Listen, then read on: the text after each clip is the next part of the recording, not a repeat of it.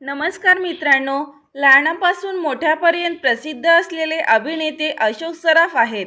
अशोक मामांनी आपल्या अभिनयाच्या जोरावर प्रेक्षकांची मने जिंकली आहे. परंतु अशोक सराफ यांच्यावर नुकतंच दुःखाचा डोंगर कोसळला आहे. मित्रांनो, अशोक सराफ यांच्या आईचे निधन झाले आहे. अशोक सराफ यांनी त्यांच्या आत्मचरित्र आणि मुलाखतीमध्ये त्यांच्या आईच्या निधनाबद्दल अतिशय भावनिक आठवणी सांगितल्या आहेत.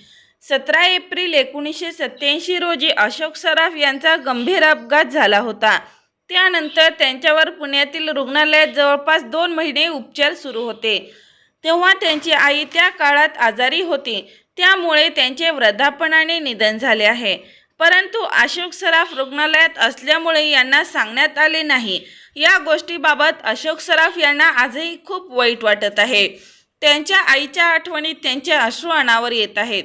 अशोक सराफ यांनी याबद्दल भावना व्यक्त करताना म्हटले होते की आईच्या शेवटच्या क्षणी आपण तिच्यासोबत असायला हवे होते. ही खंत आजही माझ्या मनात आहे. तसेच त्यांनी असा विश्वासही व्यक्त केला आहे की माझ्यावरचे संकट माझ्या आईने आपल्या अंगावर घेतले आहे. तर